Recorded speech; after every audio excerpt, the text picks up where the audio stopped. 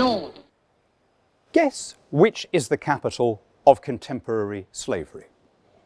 Go on, have a guess. Which country in the world do you think keeps the most people in involuntary servitude? 10 out of 10 to anybody who said North Korea, which according to Slavery International tops the list with an unbelievable 2.6 million people held in bondage against their will.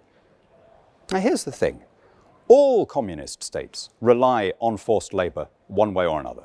From the UMAP system of Cuba to the Laogais in China, every single communist state ends up relying on gulags or labor camps of some kind. But that's not particularly a criticism of communism. The sad truth is that slavery, serfdom, caste, various kinds of hereditary privilege and lack of privilege have been the normal state of human organization ever since we discovered agriculture 10,000 years ago, indeed possibly even before that, although the evidence is necessarily patchier.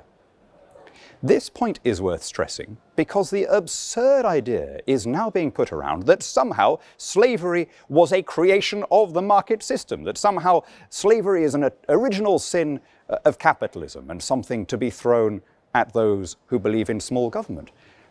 This idea, which is kicked around by Owen Jones and Ash Sarkar and all sorts of trendy young socialists, is not just untrue, it is so absurdly the opposite of the truth. It is such a 180-degree opposite of the reality that it defies belief.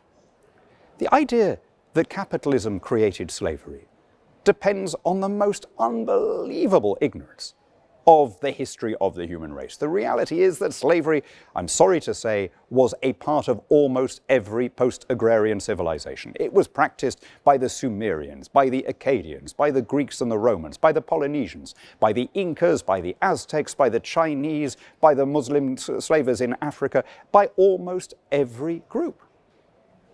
The question is not who started slavery. Slavery was, I'm sorry to say, near universal. The question is, who ended the disgusting business?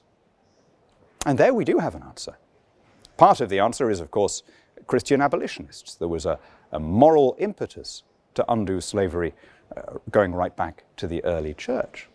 But a bigger part of the answer is the material progress wrought by capitalism that eventually made slavery obsolete.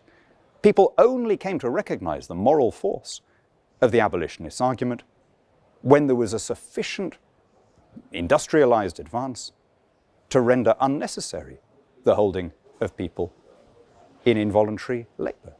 When you had a barrel of oil that could do the work of 1,000 men without needing feeding or housing, then slavery became both unnecessary and morally disgusting. And it was when it became unnecessary that people began to see the force of the ethical case against it. As the great economist Don Boudreaux keeps pointing out, every other system depends on this kind of forced labor except a market one which uniquely allows all human beings to relate one to another as autonomous individuals on the basis of contract. Unless we understand how we got here, we will get our prescriptions for the future wrong.